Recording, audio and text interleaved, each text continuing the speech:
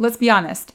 Volleyball is brutal on the mental game. One bad pass and your player is spiraling. The pressure builds fast and the momentum swings even faster. And you as a coach are just trying to get your team back in the game and out of their heads when all you really want to do is just coach. And as a 4-time state champ coach myself, who has worked with thousands of athletes on the mental side of the game, I have found that it typically doesn't come down to talent, but the team that can handle the pressure better that usually wins. And most coaches also are stuck in this trying to motivate their athletes or pump them up when what they really need is a plan to teach the mental side of the game without becoming a sports psychologist or adding a lot to their plate.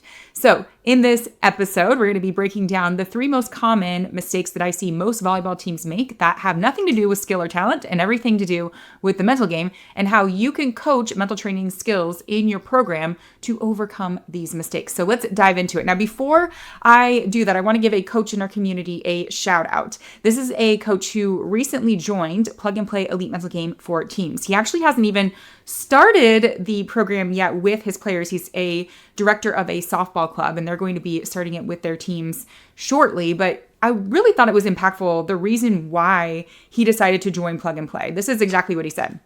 My girls have the physical ability to play this game, but they let their mindset, get in the way. It's not a skill problem. It's a confidence, self-talk, and pressure problem.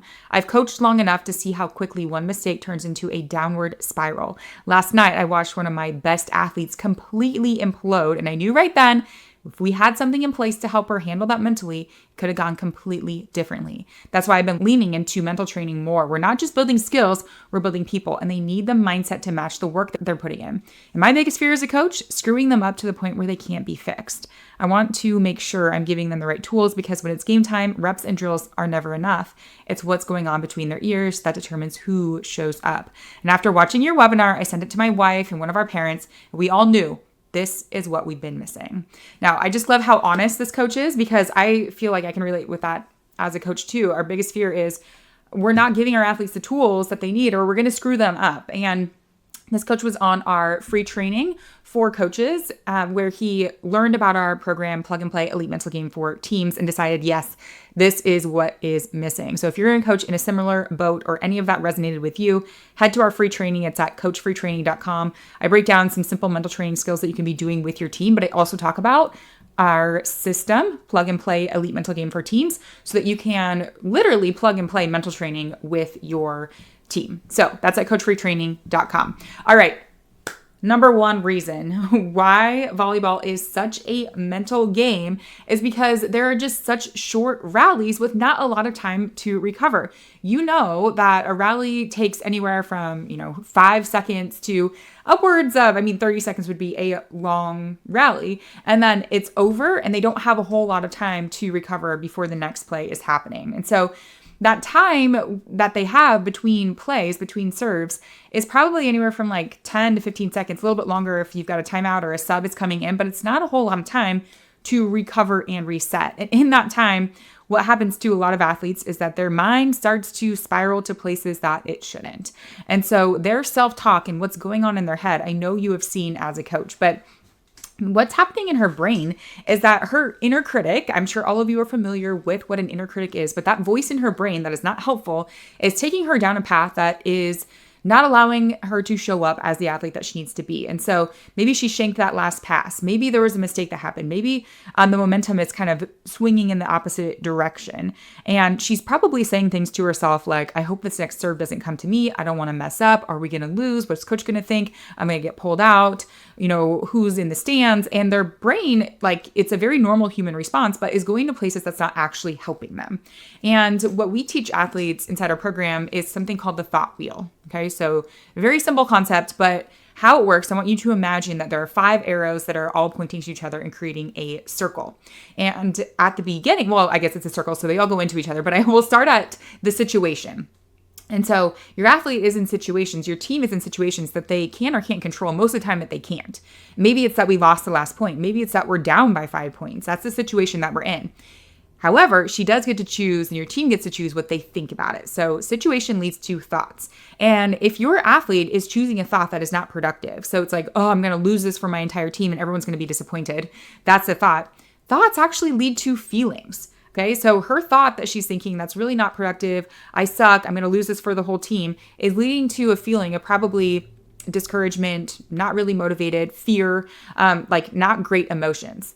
Feelings lead to action or inaction. So she's feeling that, and this could be happening at the subconscious level, but she's feeling the feelings. She might not know what thought is associated with the feelings, but she's feeling fearful, she's feeling discouraged, and action follows that, or inaction. So if she's feeling afraid, she doesn't want to mess up, then she's probably going to be hesitating. She's not going to be playing and taking risks because she doesn't want to screw up. Okay. Action leads to results. Results that follow the action of hesitating, playing it safe, is that your team's probably not going to be playing as good as they could be, right? Maybe they're even making more errors because, as a coach, when your athlete hesitates or like second guesses, she then like kind of changes her biomechanics a little bit, and then she ends up making more errors. And now you're kind of like digging the hole even deeper. So the results are your team's not playing well. Maybe people are bickering at each other because they're like blaming other people. And then like now we've got some drama happening on the court. And then that puts them back in the situation of, well, now we're down by not 3 points, but now we're down by 5 points, 6 points. And it just keeps going around and around that circle. And it all starts with the thought. It doesn't start with the situation, right? We can't always control situations, but teaching our athletes that you can control what you think about it. You can't control that we're down by 3 points right now. It's done. Nothing we can do to go back in time, but you do get to control what you think about it. And so allowing our athletes to learn the skill of self-talk, of realizing that they don't have control of every situation, but they do have control of what they think about it. And that is really powerful because it impacts how they feel, their actions, their results. And then in turn, the situation is super powerful. So teaching athletes that like, hey, you can change that thought to next play.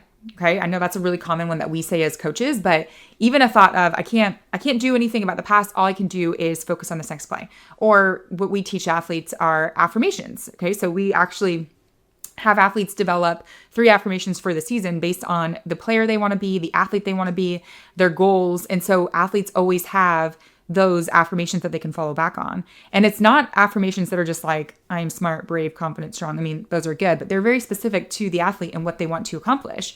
And so I'll have athletes who create affirmations that are like, I am a present, connected leader, or I am a fast, aggressive defender. And so it's always just something they can fall back on that they've been practicing every day because I build this into their daily practice. They have something called a 3-2-1 Brave that they do at the start of every practice that helps kind of get those affirmations on repeat in their head. They visualize them.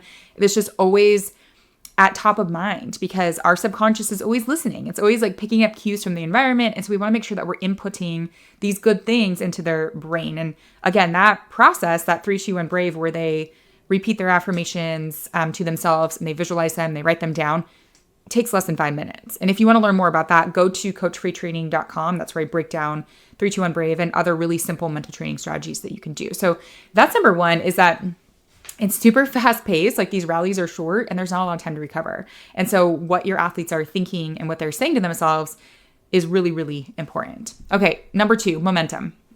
Momentum swings faster than in volleyball than in any other sport that I have been part of or that I've coached. It's like we're up, and I'm sure you've coached games like this because I have as well, where we're up and maybe we're even winning like 2-0, and we're up in the third. We need to win 3 out of 5, and then we lose, right? Or like the other team comes back and now the momentum is on their side and we lose the next set and the next set. And it's like, what? We were like this close to winning. How did we lose the whole thing?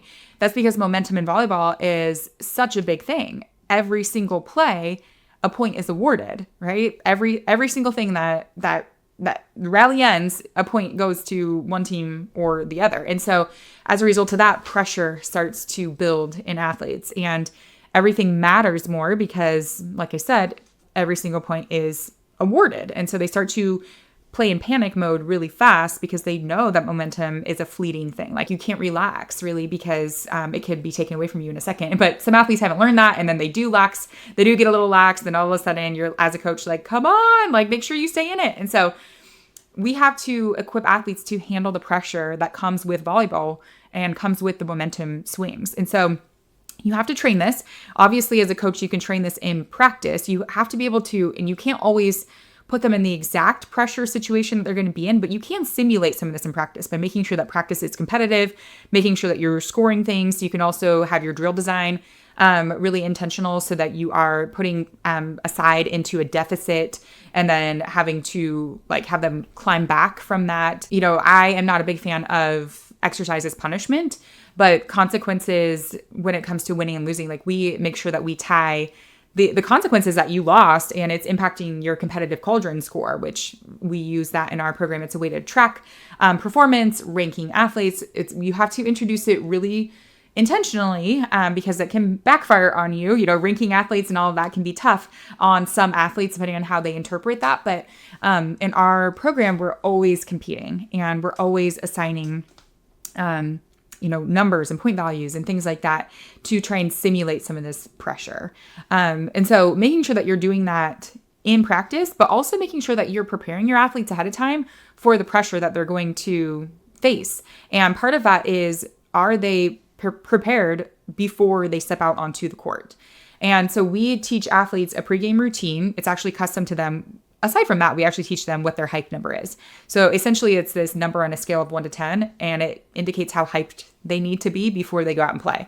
So 1 is like, I'm a type of athlete that literally can roll out of bed, feel good, play. I need to be like more on the lower end. I need like actually too much hype makes me play worse. And then a 10 is like, I need to be able to be so hyped that I can run through a brick wall. That's where I need to be. And those two, obviously it's very rare that you'll get a 1 or a 10, but somewhere kind of in the middle. But if an athlete leans more on like the lower end of that, then doing those pregame things where they're like dancing and singing in the locker room, it's not going to get that athlete to where they need to be in order to perform their best. And then same thing goes on the other end. If an athlete needs to be super hyped, like sitting down and like doing some box breathing is probably not going to get them where they need to be. And so athletes need to, first of all, know where they are, like have some awareness of what that feels like in order to play their best. And we find that through like past playing experiences. Like we do a little workshop to help them find that. And then they need to have a pregame routine that's custom to them to help get them there. And it doesn't have to be intense, or lengthy, but it needs to be like 1 to 2 things that they do every single time so that they can get to their hype number. And also to know what to do if they're too hyped or not hyped enough so that they can get to what it feels like for them to play their best. And that's going to avoid kind of the roller coaster of like, I'm going to wait and see kind of how the beginning of the match goes. And then that will determine how I play. We've all been there where it's like, we'll just kind of see, and if something bad happens within the first like few points and they're like, oh, this is how this game is going to go. And that's the definition of letting the game control your athlete's mental game and their performance. And so we're putting the ownership back to the athlete and like, no, you get to control how you show up. And part of that is your pregame routine. Okay, number 3, serve receive. Serve receive specifically in volleyball is a mental gauntlet. It is tough. I know that serve receive passers can really get in their heads.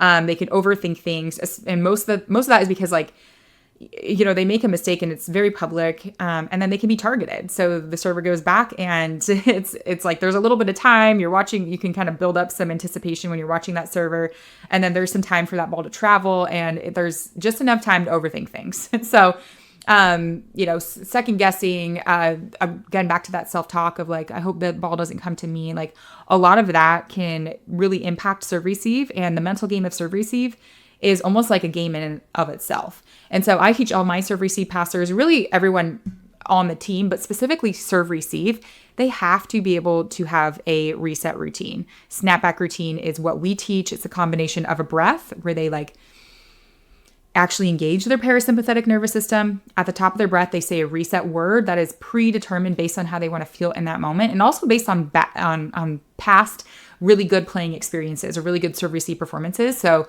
examples could be like joy, present, aggressive, next play. It could be something funny. I've had athletes choose things like hot dog because it's like kind of a break-in a pattern interrupt that just helps them kind of like get back to the present moment.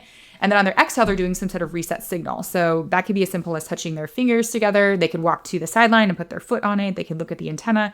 Something that they can do that's fast, maybe not even noticeable to most people, but that helps them ground themselves to get back in the present moment, kind of forget the last play and be here. That is a game changer, especially for serve receive passers. Every single serve receive passer has to have a snapback routine because they have just enough time to do it before the next serve is coming. They actually have the snapback routine takes less than 3 seconds, and typically there's like 10 to 15 seconds between serves in volleyball. So they have more than enough time. They can do it a few times if they want. But that for serve receive passers, they can practice that in practice as well. I also want my serve receive passers to be visualizing. Obviously, this is good for everybody on the team, but specifically serve receive, seeing them do it right, watching film of them doing it right, watching film of other players doing it right. There's a lot of angles associated with serve receive, obviously. And so seeing them take like a high ball offline, seeing them take a short ball, seeing them communicate with the other passers, like all of that is really good. Seeing them mess up in serve receive and how they respond and reset and then pass the next ball well. A lot of that is really good for the mental game of serve receive, which is kind of like a whole nother game by itself. So volleyball is a mental game for sure. It's one of the most mental sports that I've ever coached. Aside from maybe golf. Golf also is up there. I golfed for a long time and like that is a mental game. But volleyball, just because it's fast, there's not a lot of time to recover. The momentum can swing super fast. And then the mental game of serve receive in and of itself is super challenging for athletes. So you want to make sure that you're equipping athletes with a few key skills.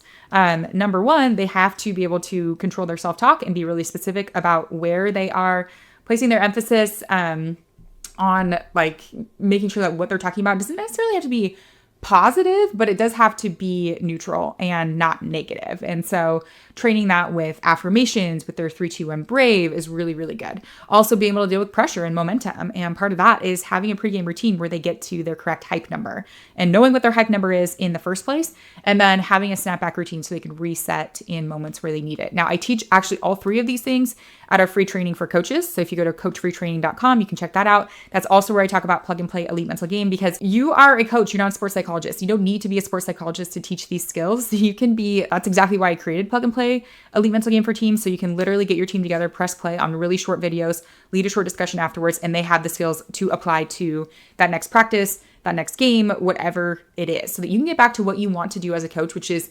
coach and not be a therapist and not waste time and energy coaching the emotions of the game. Because sometimes, you're like, you get into coaching because you're passionate about the sport, and then you're wind up like being everything but a coach of the actual sport. You're like, I'm a therapist. I am coaching their emotions. I am also like the bus driver and, like the med kit and all of these other things. So we can get some of that off of your plate by just checking out how you can easily incorporate some of these mental training skills into your practice.